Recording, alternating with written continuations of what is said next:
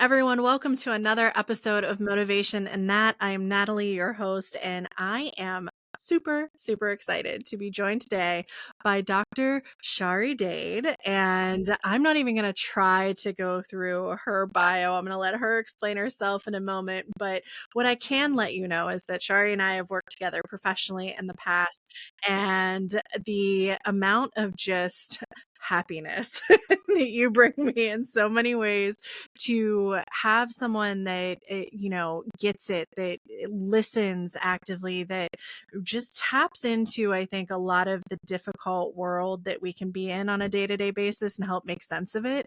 And I'm so excited for the conversation that we're going to have today, which, just a little teaser for folks, is the 50 shades of 24 hours. And maybe that is hinting you at what the fabulous myth is that we're going to bust a little bit through and talk about resilience and fatigue and all this awesome stuff that is in our hustle culture world right now. But before we get into that, Shari, Dr. Dade, I would love for everyone to hear about you from your own words, because I feel like I learn something new about you every time we chat. So tell us a little bit about you, how you got to where you are, where your passions are, and why this is just something that means so much to you to learn about and talk about.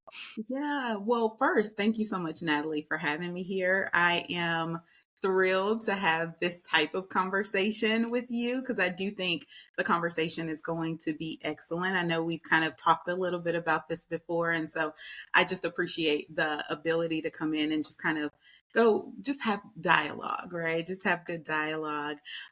But to introduce myself, so I am clinically trained as a psychologist, also a consultant. I consider myself a wellness educator, a podcast host, and a motivational speaker. I often say that my purpose is to be a healer, and in America's culture, we call it psychologists, right? And so I am kind of all of those things, multi hyphenated. I love doing a lot of things. I'm a multi nicher, I often say, but all of it is really focused in on wellness. And all of it is really focused on kind of how do you live in a state of awareness, intentionality, and action, as well as how do you continue to sustain that by empowerment and understanding who you are and how that impacts the world around you. And so oftentimes I like to blend psychology with kind of things that are on the minds of folks today. I have a consultant agency called Everyday Psychology, and it's all about bringing psychology outside of the four office walls into spaces that need it.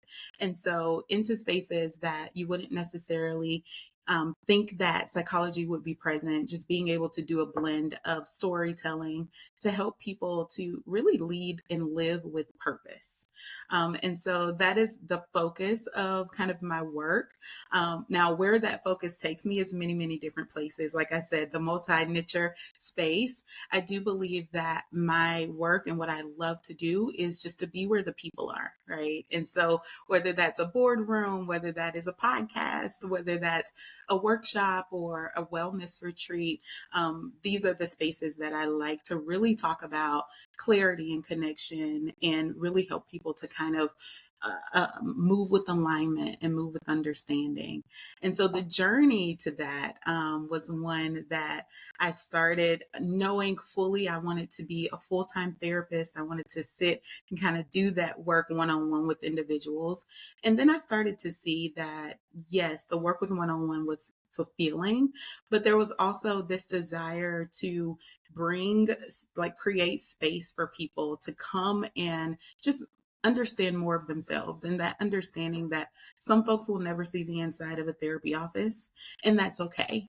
And it's my responsibility to be able to think about how do I bring this understanding and wellness to people that may not come to me to get it. And so it kind of grew out of that understanding and that desire to really continue to push the envelope on wellness across the board, and not just wellness for those who may come and seek therapy or seek individualized treatment. And I love the idea of the everyday piece in this Yeah. whole thing, because it's not just when you go see your therapist or when you're sitting down, you are dealing with your triggers, with your, external pressures on a daily basis, an hourly basis. And so learning how to connect all those things, I think, is just, it's awesome to see that going into practice, and not just something we talk about. And I also know you have developed something called the WISE method, and we'll probably touch on this a little more as we go. But tell us a little bit about the WISE method. Absolutely. So the WISE method is a part of a larger framework called the Becoming Blueprint that I've created. Because, like you said, I think we're always in this state of becoming our next version of ourselves. And what that looks like and how you do that is different for everyone. And so I thought it would be really important to create kind of a little bit of a roadmap for folks, to not say you will do A, B, C, and this is exactly what you will be on the outside, but really to give a little bit of a more general framework and method for people to think about how can they continue to become. And so the WISE method is a coaching framework that really helps people who feel stuck or may feel overwhelmed, may feel stressed or weighed down by things like self doubt or just find themselves in continuous patterns. And it's a way to really think about how do I take control of my way forward instead of sitting and kind of continuing to be stuck in these patterns. So, WISE is an acronym, and each letter stands for a phase, or each letter stands for a space of building awareness. So the W is all about the what's happening, right? It's really about being able to think about and be reflective of what's happening and what's really going on beneath the surface. I think at times we get a little bit confused with why we're stuck. We think it's external things. We think it is kind of these surface things that are placed upon us. But oftentimes, when we can slow down long enough to really start to be reflective and to think about what would I like to see different and how do I get there? What's underlying beneath that surface of my feelings? It allows for us to then just have a different way of thinking about how to move forward. So that's the W. The I is focused on identifying intentions. And it's all about really getting clear on what you truly want. This one's often hard for folks because what we want is so often interloped with what others want for us. And so it really is about how do you get off autopilot? How do you remove yourself off of that space of living for other people's expectations, or this is what I've always done? This is how I've always done this thing. This is what my family's always done. This is who we've always been, but really identifying your intentions, getting crystal clear about what you want. So that's the I. And then the S is about shaping the shift. So it's really about turning that insight that you got from the W and the I into action. So, what are some realistic steps? What are some practical steps that can allow for you to move forward? So, you're going to shape that out because my steps aren't going to be your steps. My practical, the realistic way of moving isn't going to be the same for you. So, how do you shape that for yourself? That's the S. And then the last letter is the E in WISE. And that is all about empowering the outcome. So, this is really focused on how do you reward yourself for sustainable change, right? How do you measure your growth? When do you know when you are coming and kind of becoming your next self? How do you actually live in alignment with what you want to be and who you want to be? And so it's really a focus on being able to create the life. It's not focused on fixing problems, right? Fixing everything around you. Some things are outside of our control, but it's really about designing and creating the life that you actually want and then having the tools to sustain it. So that is the WISE method that I really enjoy walking people through, letter by letter, minute by minute, to help them really design the space of their next life and their next becoming. Well, and at the end of the episode, we're going to let everyone know how they can get in touch with you to actually have that if they're interested.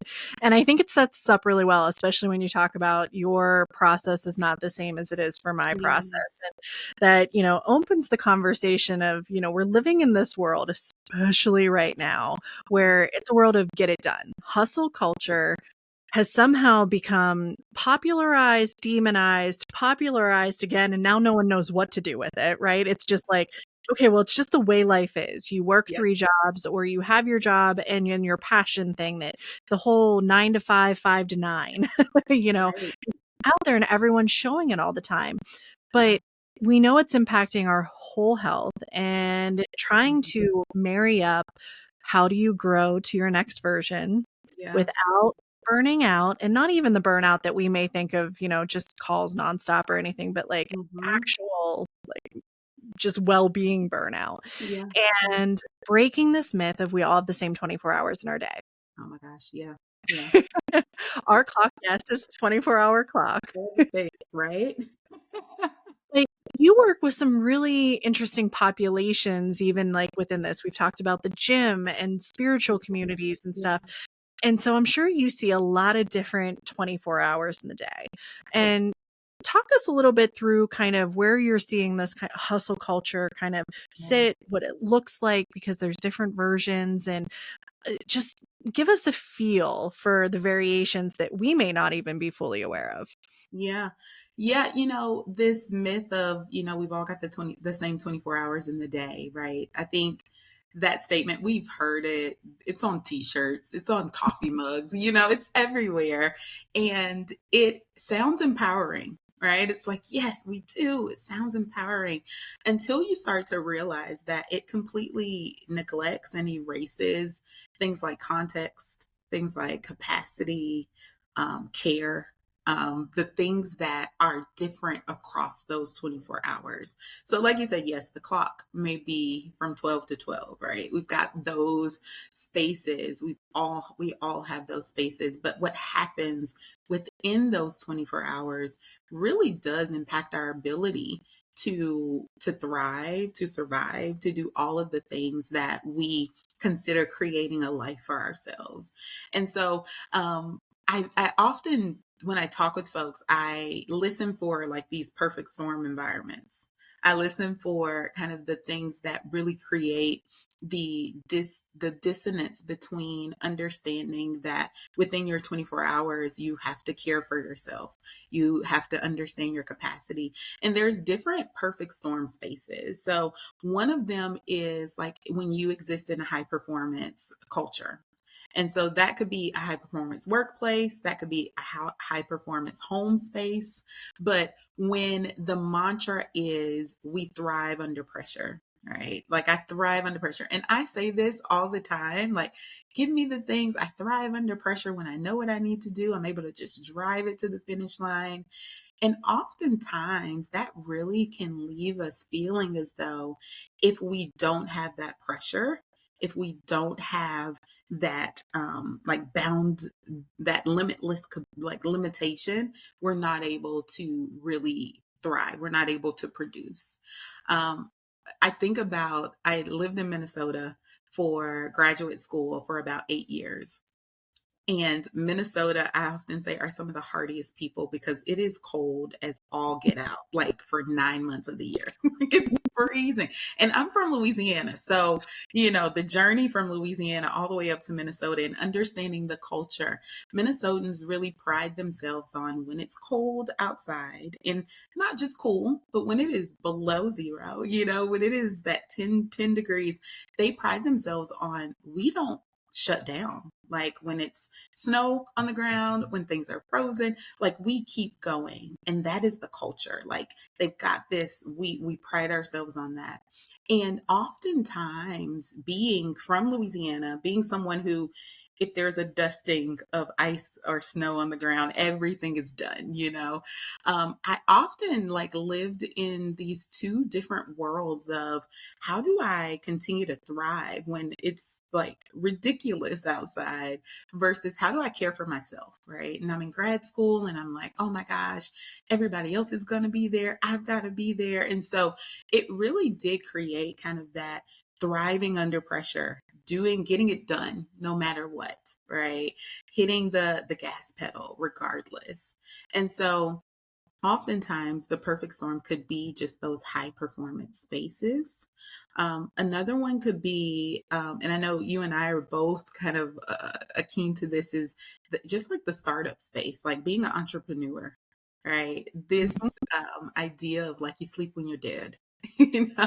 Like you keep moving, you don't stop, you hustle until you grind until you get where you need to be.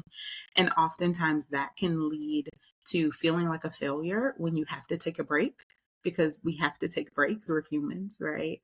And so that's also kind of a space for a perfect storm environment that can create that make it happen by all means necessary. Another one that I connect with is just like the helping professions. So being Mhm. a psychologist, this often can also show up in nurses, can show up in other therapists, can show up in clergy, because they put others before themselves, right? It's the other person first and me last. I take care of them. That's my purpose. That's why I'm here. And so I think that can often create that perfect storm of hustle and grind 24/7. And then another space that I see when I'm working with clients is oftentimes in like marginalized identity spaces. And this is especially for women, for Black women, for Black individuals, for just people of color, for folks that have gotten this message that you have to work twice as hard to get what you deserve. And so oftentimes that work twice as hard becomes this unrelentless, like driving to the finish line. And oftentimes there's that difficulty with holding that steady for long periods of time because we have to break, right? We have to rest. It is our birthright. It's not a reward. And so I think those are spaces that create the perfect storms. And I listen out for those when I'm working with folks. Like, do you exist in any of these spaces? And of course, there's more, but those are definitely four that tend to come up when I'm working with folks. Um, Well, and you bringing up the marginalized communities, it also makes me think that it's not even working twice as hard. It's working to have to be seen on top of being perfect. ah, So it's an element of people that tended to be invisible in many ways to the power groups that were, making those decisions or empowering people in a certain way. And so even to just be became a job in a lot of ways. yeah. Yeah. Even to just survive, right? We get these messages of like, you've got to show up in this way to, like you said, to be seen, to be, um, to be considered, to be present, to be a part of the crowd. And we've talked about like how that is just, it's not only is it unrealistic, but it sets up these really false expectations of who we are, and how we can actually in the work that we do, and like and how we exist in the world. It sets up these really false expectations of that, and we start to internalize it in ways that then becomes our identity, right? It then becomes who we believe ourselves to be or who we don't believe ourselves to be, right? We are successful, we're not successful. We are a go getter, we're not a go getter. Like all of these different things that can tend to come out of that environment for us. Mhm. Yeah. So we talk about this hustle culture, and it feels very outward facing, right? It's what can I produce? It's what can I have as evidence? It's how much money do I make? How successful am I? How successful are my kids? Or is my, family unit or any of those things? And when you mention the reframing of how can I care for myself? Mm, And that gets, I think, to someone who may be an overthinker like me, a little murky, right? So it's like, well, I could care for myself if I had enough money to care for myself. So therefore, I need to go hustle to be yeah. like it becomes this weird spiral, probably to some people. So, what are some examples of truly caring for yourself that can come up in those moments of you're kind of torn between the two? It's, I feel I have to do this thing versus, all right, how do I reframe this to find something just as satisfying externifying, but that's more internal in nature? Mm-hmm. I think that's a really great question because again, like caring for ourselves is going to look different for everyone, listening or everyone thinking about like what does that even look like. And so if I go back to the WISE framework, right, and we think about like how do you care for yourself from this ability of like becoming your next self, right? So how do I care for myself? Like when we think about the W, the what's happening, the awareness, the reflection, oftentimes it's asking questions around what stories am I telling myself about where my strength is and what my worth is, right? So asking yourself things like, what are the stories I'm telling myself? If I need to break, right? If I need to rest, what does that mean to me? Like, what story am I saying to me? Not what others might be saying or what others might be thinking, but what am I saying to myself? And really sitting and asking yourself that question to build that awareness around what taking a rest and what taking a break means for you, what caring for yourself means for you. And then if we move into the I, which is all about identifying intentions, then we ask questions of like, what would compassion look like? Right? What would care look like in this moment instead of pressure? Right? What would that look like for me today? Right? Because tomorrow it might look different, right? But today, in this current 24 hours, right, we're thinking about capacity, we're thinking about context. What does compassion look like? What does care look like for me, right? And you want to get really intentional about that. You want to get really crystal clear. And once you're crystal clear about it, what it means for you want to communicate that to the people around you. I often say you want to communicate that to your calendar, which I am really bad at. But if care looks like having a day where you are at home cleaning your space, making your space tidy and clean, and your calendar has like 4 things on it, how do you clear some of those things? Like, what does that look like, right? Communicate that to yourself, communicate that to others, communicate that to your calendar, right? And that's all about those intentions.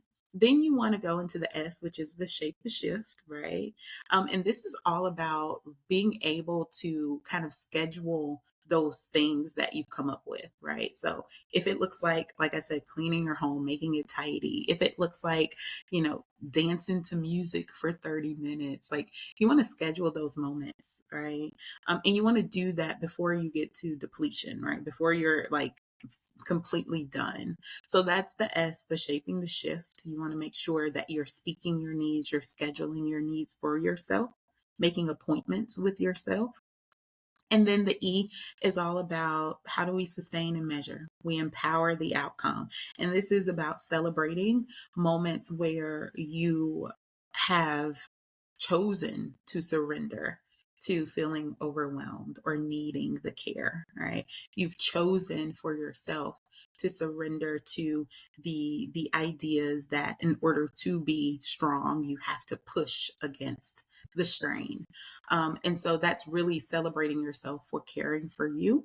And that can look different for everyone too. It could look like literally just writing it down or calling a friend and saying, guess what I did today? Nothing. I did nothing. Or I chose to move slower or, whatever. But I think those are like some really tangible ways that when you think about the WISE framework and how I use it with individuals, that they can start to care for themselves, start to consider themselves more often. Yeah. Yeah, and you really got me well, I'm thinking in 25 different directions, but the first one, you were like intentions, and I was like, I love it when no one talks to me for a day. Like when there's just not one text message. And I know that people want to care and they want to reach out, but I was like, it's a self-imposed, well, now I have to answer you. Well, now I have to explain why I don't want to talk. Well, now I have to, and it's just like, no, I just want to fully detach and just not have anyone looking for anything. It's that helper kind of break thing. And where that has gotten a little murky sometimes, especially I think with the generation that we are, is this idea of, well, you're being selfish. And it's like, it's a weird flux on the imposter syndrome idea, because it's like, well, am I being selfish? Am I allowed to do this? Like, and so how do we combat this idea? And especially when it comes to the word no, because it's Oh my gosh. such a powerful word, but it always gives this tinge of, oh, you don't want to come do something with me, or, oh, you don't want to be at the family function, or, and it's like, well, what do you have to do that's so much better? And it's this like judgment element. So how do we shut the noise out to be able to truly embrace no, and then communicate as a part of that, the intention piece on what we mean behind that? Yeah, you're speaking my language. Like no is one of my favorite sentences. Like no, period, right? And it's one of my favorite ones because it was a really hard sentence for me for a very long time. Like I said, I fall into that care space where I am like, I want to be selfless. I want to make sure that people are okay. I thought that I liked to put others before me, right? That was a Mhm. mantra that I would say to myself. In reality, I became resentful because of that.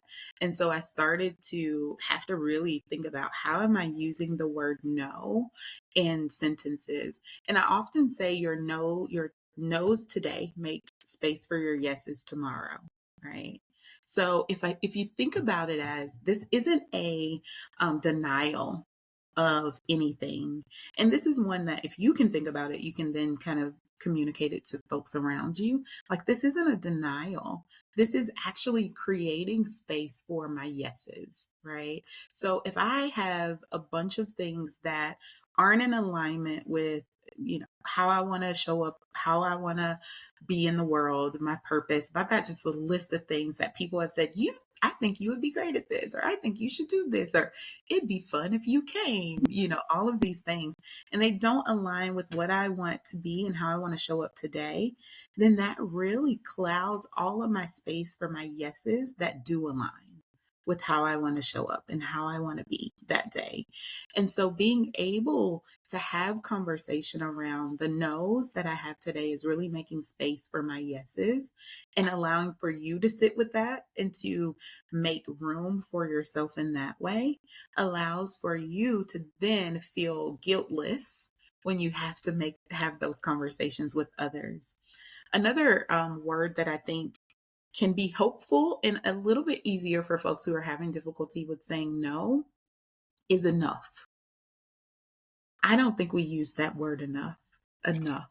We don't use enough, right? We don't place it in places that are so important. So the enough, when we get to a space of saying, you know what, that's enough, it makes our no so much easier. Because again, it's not a denial, it's the ability to say, I've had enough, right? I've done this enough.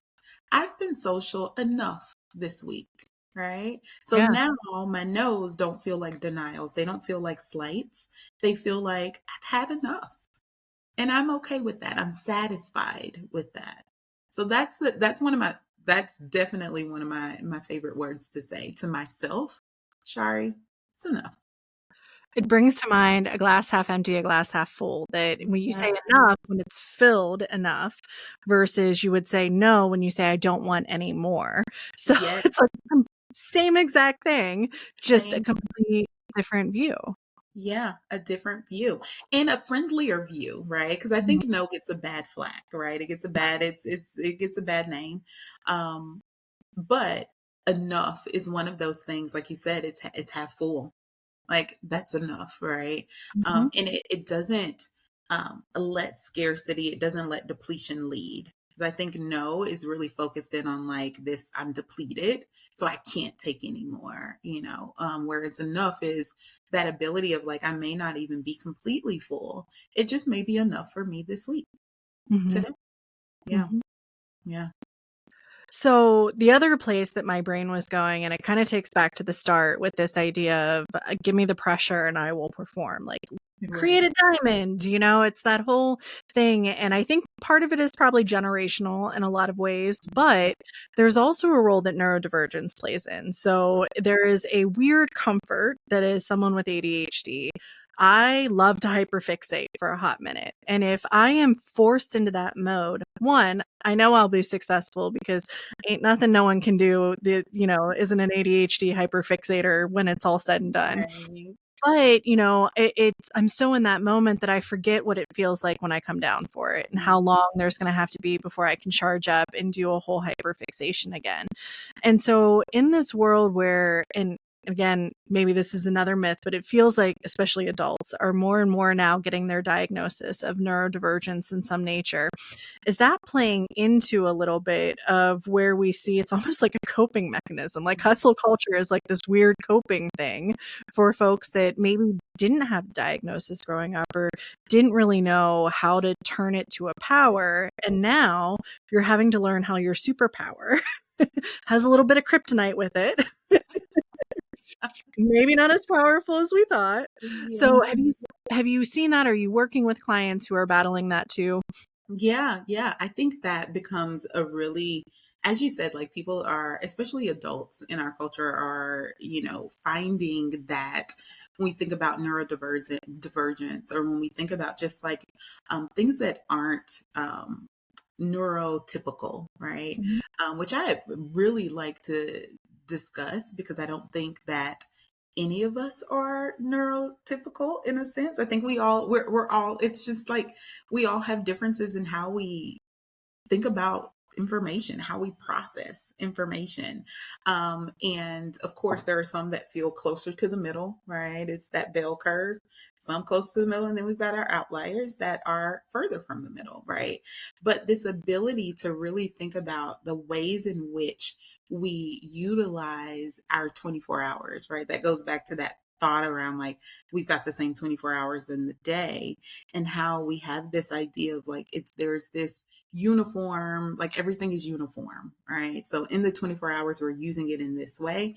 And I often will talk with my folks who have been diagnosed with neurodivergence across the spectrum around how do you want to best optimize your 24 hours? Right. And really thinking about, again, that intention, right? Because it's easy to get at sometimes hyper focused. It's easy to kind of pour so much focus into these kind of smaller subsets. But if we can, before we get there, decide for ourselves and choose, how do I want to optimize my 24 hours? Taking into consideration my capacity, my context, my to-do list, who is in my life, the people I have to care for, how I care for myself, then it allows for there to be a little bit more control with understanding that those 24 hours may need to hold fewer windows of focus, right? We may need to really set timers around those moments of focus. We may really need to prioritize our recovery after those moments of focus, communicating those priorities to others around that recovery time that we might need. It's really about really in a sense like listening to our nervous system, like what do we need in those moments, and really planning based on what we know about ourselves and our nervous system and kind of how we fatigue, because some fatigue quicker than others, how we fatigue, how much it takes us to recover. Some recovery time, some need a longer recovery period than others. So really just taking into account your own experience of yourself and then being intentional about how you optimize your 24 hours instead of having this illusion that it's going to be uniform for everyone. Yeah. Yeah, and I love that, and it's funny because it'll take to the kind of we're gonna go back to the resentment conversation for a second Yeah. too, because I know sometimes I look at people and I resent almost the fact that they don't process the way that I do, and I'm like, oh well, I wish it was that easy for me to do that. I look at my husband who taught himself how to play drums in 6 months to like a performance level. And that's his thing. He logs off from work and he goes downstairs and plays drums. And I'm like, you don't get paid to do that. Why do you like love do it? Like, how do you set aside so much time for that? That's fascinating to me. And he, Right. and then he's looking at me going, I don't want to do something I'm paid for an extra 4 hours a day. Like, it's a complete different mindset shift. And so I've had to learn that thought process and way of thinking of, you Mm, can't have these passion projects that aren't then a part of, I hate to yeah. say, like, your career, your money-making thing that's just like this separate little beautiful nugget about you. Mhm. So when you're looking at things, and I think it plays into the resilience fatigue that I definitely want to dig in, it's like Yeah. the more tired I get, the more resentful I get of everyone else that isn't tired like me. So, what is resilience fatigue? How Yeah. does it play into this idea of, judgment and, um, you know, because there's more to it than just fatigue, especially in a world where resilience is so championed. Yeah, yeah. I think resilience fatigue is such a important topic to lean into, especially now, because I think people are really, really experiencing resilience fatigue because there's so much uncertainty, there's so much change, there's just so many things that haven't happened before.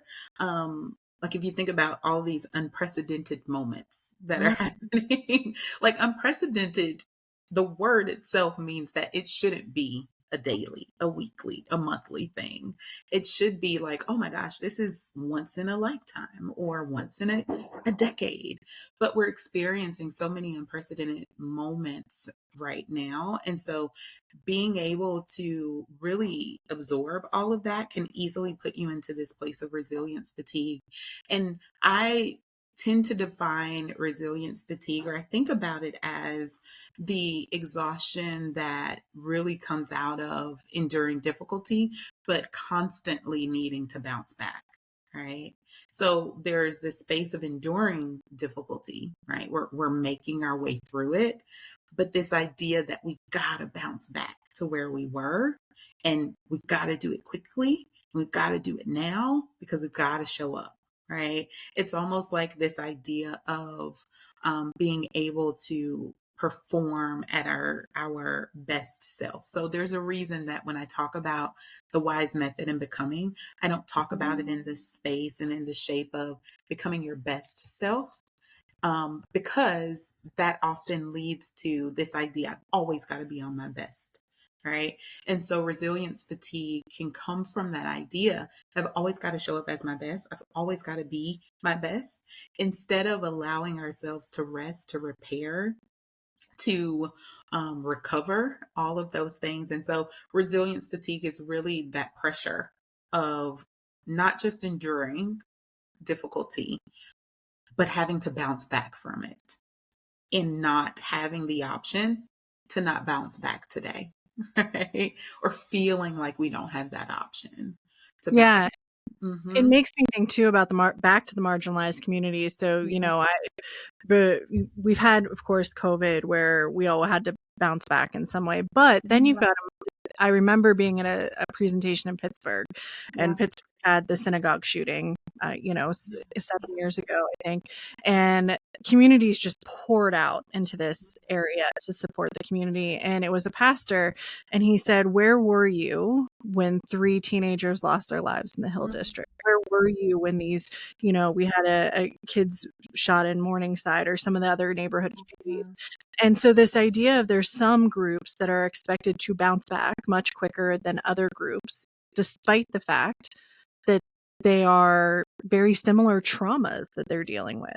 So we have this societal kind of shift. And then I think, we take into consideration right now with unquestions around or unknowns around the SNAP benefits. And that is its Mhm. own level of, because you don't even know who's relying on that. It's not talked Yeah. about. You And don't. so now the communities have this layer of resilience fatigue, I think almost that probably we're looking at, whether it's the recipients Yeah. now having to be open of, I need help, I need, assistance, or the others feeling as if, well, I'm going to have to do something. What does that something look like? How do we do it? How do we get it to the right people? Yeah. So it's, yeah, I don't know where I was going with that, but it's it has so many different faces, right? It's not just this, I Yes. endured an 80-hour work week, I'm Yeah, tired. yeah, it has so many different faces. I think oftentimes we think of resilience of like this phoenix rising out of the ashes, right? When in reality, the what that looks like for us is very different across what people are experiencing, and those expectations of how quickly you need to turn into the phoenix and how quickly you need to show back up and kind of continue on with your life and continue on with your day. It definitely has different um it has different stories aligned with it. And I tell people all the time that those expectations of us that are external to us are often outside of our control, right? So, how quickly I'm expected to return to work after an experience, or return to or bounce back after an experience, that is external and sometimes outside of our control, where we can start to really focus and have power is how quickly we internally expect ourselves to bounce back. How quickly we internally expect ourselves to just be a phoenix and rise out. And oftentimes, some of those pressures are very internal. It is really an avoidance of our own needs. We avoid our true limitations, right? We sometimes avoid our capacities and we say, no, I can figure it out. I can do it, right? I was having a conversation with a friend who said, my kids don't know, that they don't understand that the access or the assistance or the support with certain things aren't coming. There's no way for them to fully, like, they can't grasp it. So the expectations are still there. And so just having the conversation around, all right, well, what are the expectations truly? Really? What are they? How do we then pull away from those internal expectations that we are carrying that may drive us into this space of resentment, that may drive us in like further into this space of anger, further into this space of feeling out of control or loss. And so I think those are some of the things that we can focus in on. Like, yes, there's many things that are outside of our control, like with this whole SNAP benefits, the government shutdown, the just all of the things, immigration, just all of the kind of the big topics that are sitting just on our necks right now, like in our laps. There's so many things outside of our control. How do we look internally to say, all right, how am I experiencing this? And how can I make sure that I am doing what I need to do to make sure that I'm caring for myself appropriately in the midst of all of these things that are outside of my seat of power? Yeah. So let's flip the script for a second and take it from thinking about ourselves in Hmm. the context of whatever culture Yeah. we're in, and how can we support others who, quite honestly, may not even be at the first step in the journey, right? So if you're a little further along of Yeah. starting to recognize this and you're watching someone really struggle, or it's really clear they're kind of in that bucket, what are different ways that you can engage or support your surrounding group or your village, as I like to say, based on where they're at in this journey, to help make Yeah. that societal change. Honestly, that's what it'll take, right? Is a big societal change. Right, right. I think having conversation with people and checking in on folks to see where they really are, right? I think that there's this assumption that I know how my friends are doing, but there's moments where I don't know. I don't fully know what they're experiencing. It's interesting because what we're experiencing right now, just in our society, is touching so many people in so many different ways. I think Mhm. with COVID, we could pinpoint like these are the ways in which people might be impacted. But with this, there's a variety of ways. Like there's so many different ways that folks are being impacted. And so taking the time to pause and to just ask people like how are you being impacted? Right? Sometimes people haven't even thought about it, right? They're just feeling the impact. They haven't put words to them. And so oftentimes that pause with people can help them to start to put the words to things. And so really taking that time to pause and to check in on your folks is one of the ways. But then also ask them, what expectations do you think I have of you in this moment, based on what you're experiencing? Am I placing expectations on you, right? Am I expecting you to be happy, expecting you to continue to call me every week or to show up at every soccer game or come to the practice, or like what are the expectations I might be placing on you, and how can I alleviate some of those, right? How can I pull some of those down for you?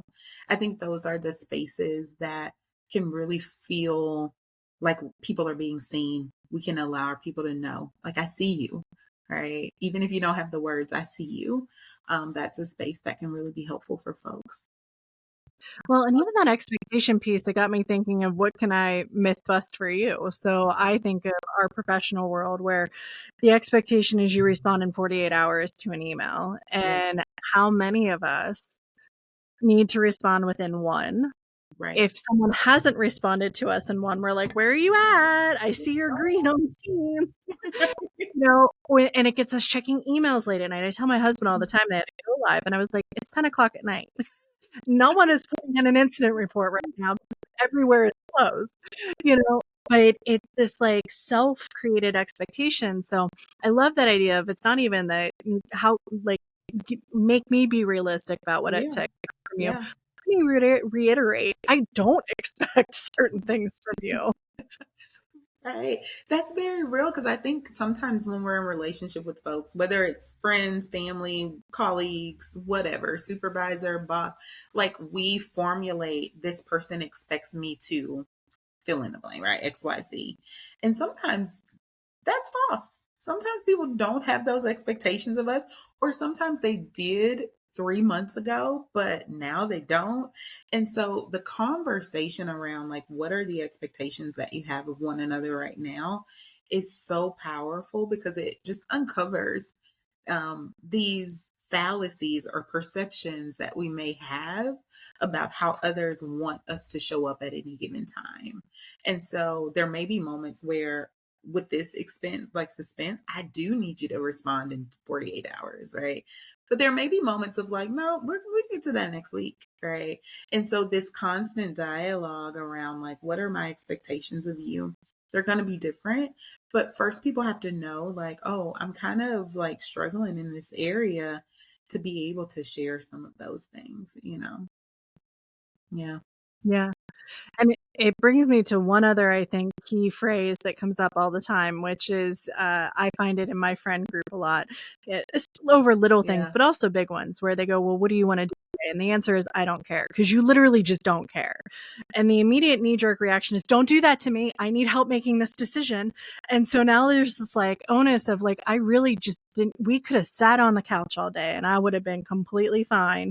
But now this is like a whole decision thing that now we have to be involved in. Yeah. So are there other ways, because we go back to how we switched no to enough, to communicate the I don't care, because I really don't. And like, don't be stressed about the fact that I don't care. Yeah. Don't be stressed about the fact that I really don't care. I don't have like I don't care. Absolutely. I think some of it is being able to sit with folks and say, if we were to put this in Google right now, right? If we were to just say, like, where should we eat? What should we do today?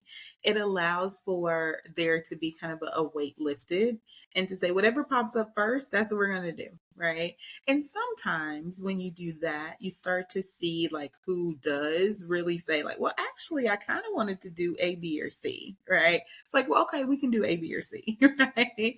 We don't have to do that. But I think some of it is like being able to kind of toss it off of your shoulders to be able to say like, all right, I'm just going to toss it in Google. I'm just going to toss it in like a randomizer, and say like, what do people do on Mondays, right? And allowing for that to make the decision for you sometimes can really be helpful. But also, I think there's like this shared space of like, if I decide what we do today, then it's up to you next time. right?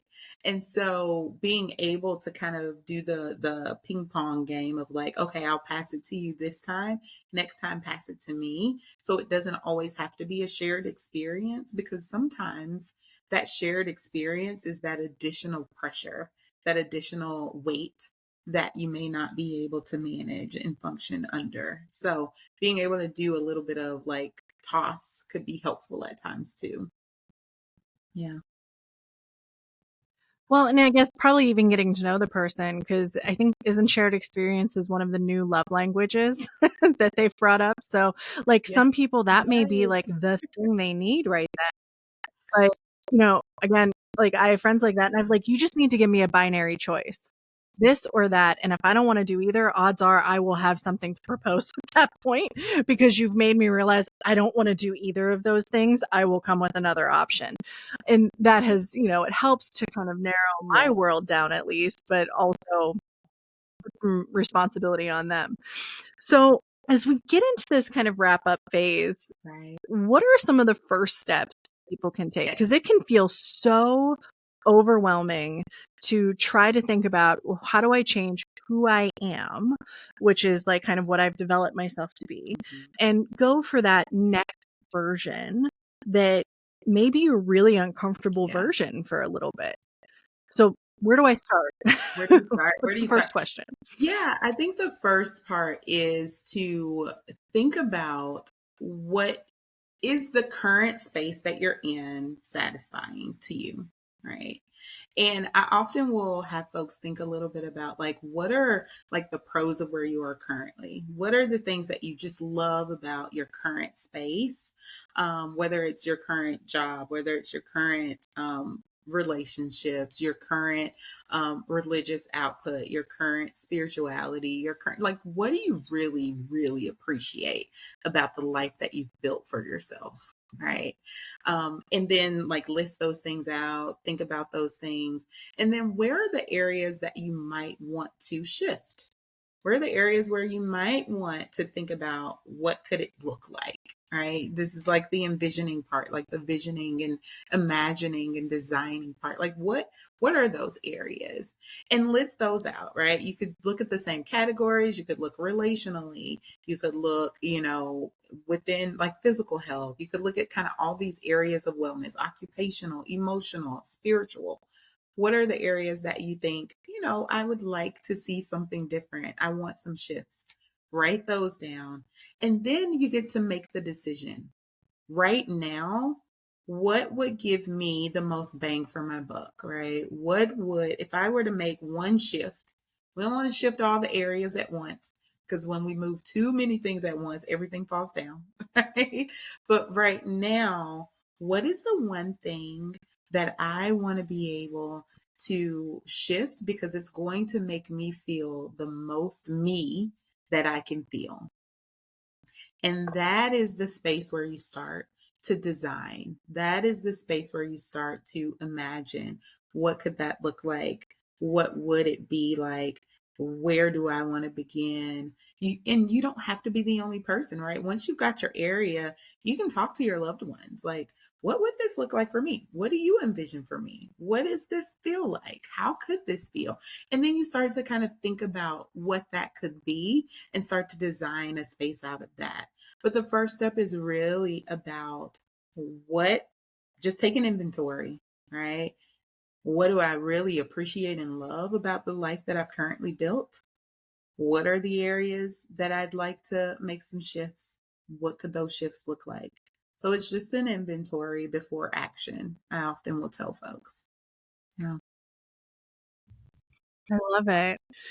And so I am guessing people have gotten just as kind of motivated about this. They might just be a little overwhelmed. They're like, someone needs to walk me through the WISE method, or, get into the kind of this whole framework. So where do we find more of how people can connect with you and get a little bit extra taste of what they've sampled here today in some of these great, I think, realistic practices that we can grasp and put into place?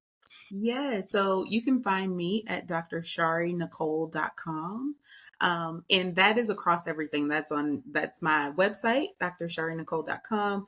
Dr. Shari Nicole on Instagram, Dr. Shari Nicole on Facebook, Dr. Shari Nicole on Substack. Like everything is the same, but you can definitely find me there. There's also on my website different resources where maybe you're at that space where you're like, I don't know if I really need coaching or if I really need to have conversation with someone, but I really would like to work on some of this myself first to get the ball moving.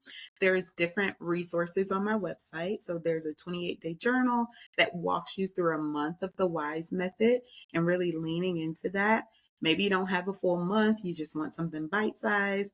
There's some different worksheets that you can just kind of pull out and do within a day, within a week, but it literally helps you get started designing the life that you want to be your next life.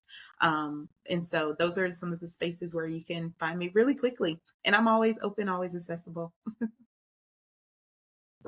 To a limit. Not, there might be moments of enough, Right. you know? I practice enough. I practice enough. That's a good, I love, thank you for catching that. It's not always, it's enough. I'm the same way though. I'm like, just shoot me a message on LinkedIn. I'll get to it at midnight when I'm, half awake.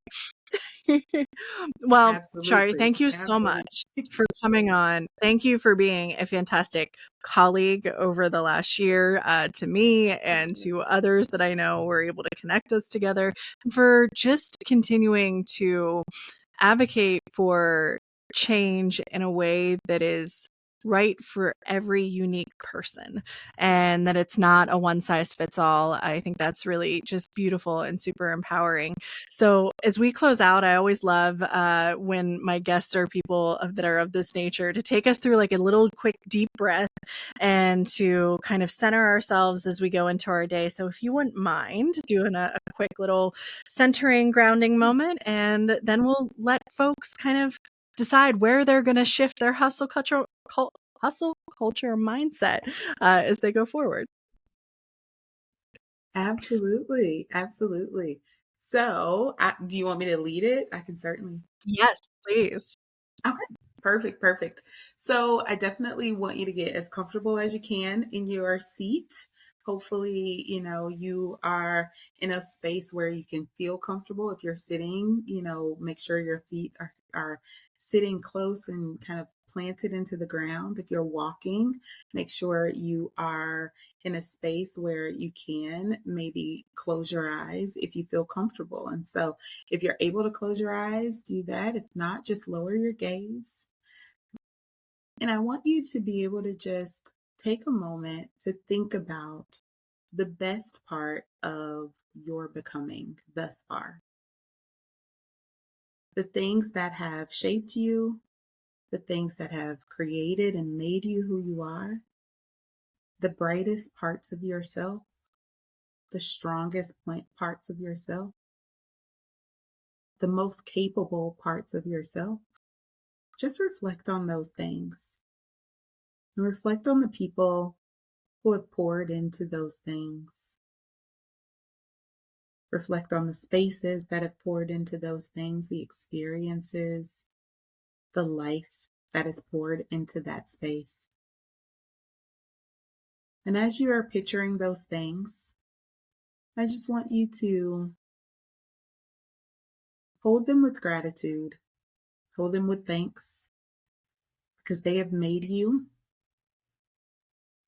they have sustained you, they have held you, and they have loved you.